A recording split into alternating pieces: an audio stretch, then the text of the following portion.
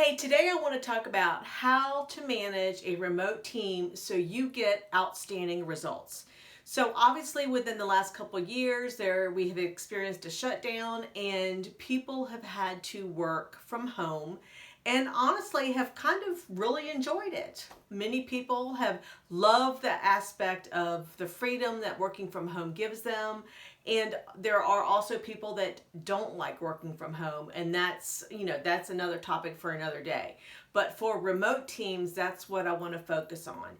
And so working from home obviously has increased. Companies have now realized that, hey, the job can get done if you're not in the office. And that really productivity can be just as high working remotely as it can be in the office. So when it comes to working remotely, how do you manage a team so you do get outstanding results? So that's what I wanted to share with you today. Hey, I'm Dr. Heather Williamson with the Transformation Group, and welcome back to the channel. So if you like this video and don't want to miss out on more like this, then subscribe to this channel because I put them out weekly to help you become a better boss. Also, I've got on my website, you can find it at www.transformationgroup.llc.com, a transformational leader mastermind that you do not want to miss out on. So check it out, and it's a great opportunity to learn how to be a better boss with like-minded leaders like yourself. So check it out at my website. All right, so let's get started. So when it comes to working remotely, there are obvious challenges that we as leaders experience. So poor communication is one. Also, you've got people who may be missing deadlines because you're not on top of them. You're not seeing them on a daily basis. Also, you don't really know what your employees are doing because you don't see them. You're just making assumptions that, hey, I'm assuming that Joe or Mary is working. Also, there are schedule challenges. How do I now have to work in remote versus those people that maybe are in the office or are not?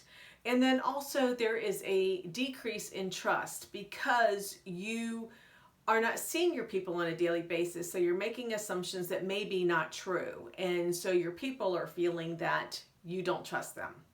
So these are some of the challenges that come with working remotely. So how do you overcome them? So I have come up with 5 steps that you can actually implement starting today if you have a remote team on what you can do.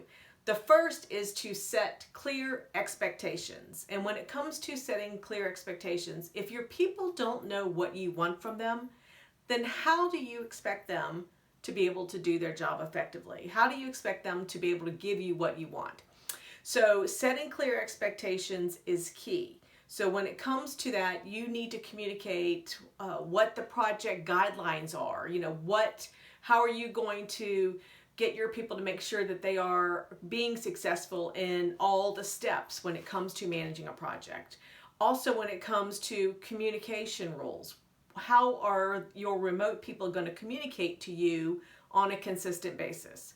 Also, what are the new working procedures? Since you're not in the office, what is going to be done with regard to working remotely? How is that going to look?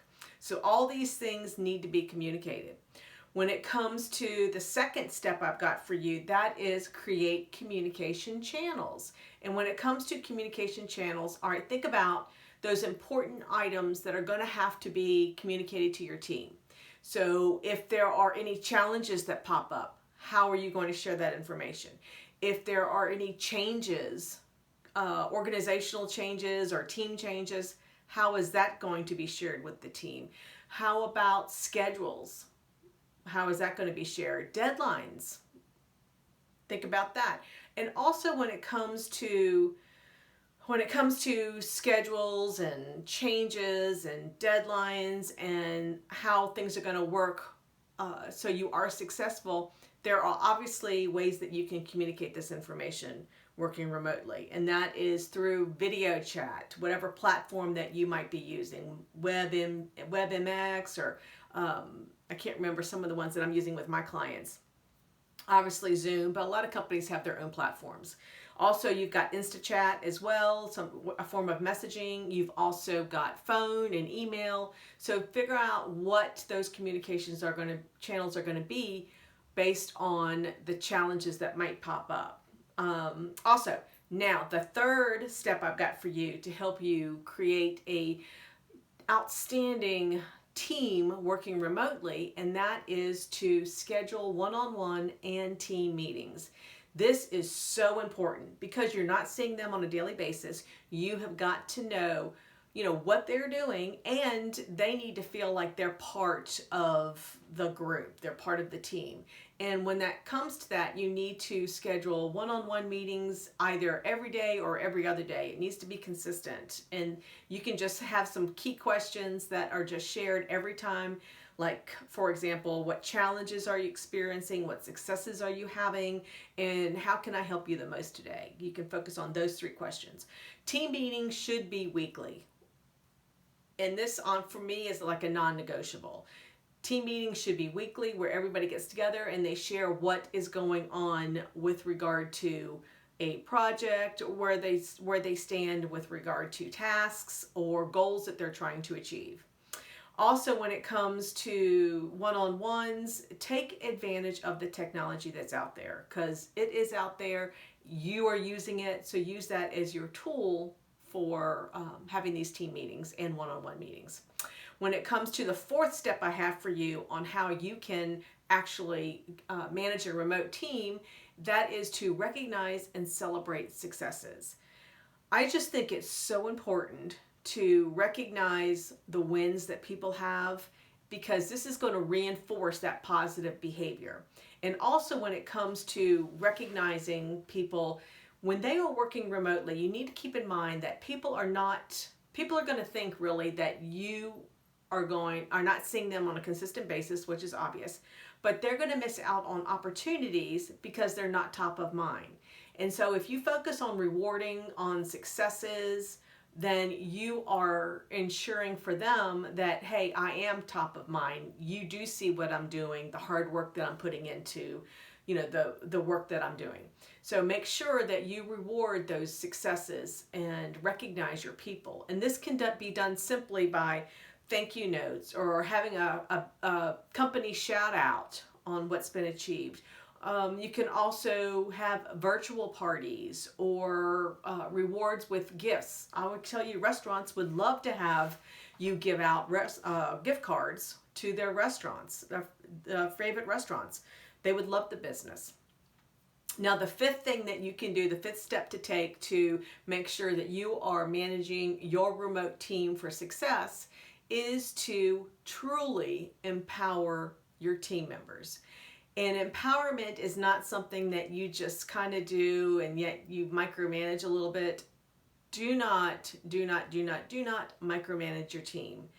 This causes them to feel like you don't trust them. So in the end, it's distrustful. So don't micromanage your team. Create processes or procedures where they are sharing with you information, but you're not hounding them consistently on a daily basis to give status updates. That is not the purpose in the benefits of working remotely for your people.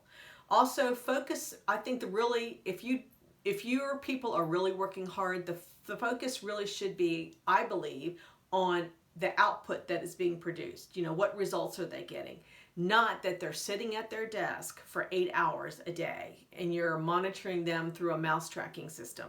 That is not truly empowering your people. So focus on results. Now, also, I think your people would really benefit if you want great results, and especially if they're managing teams as well, is to coach them on how to keep their people informed.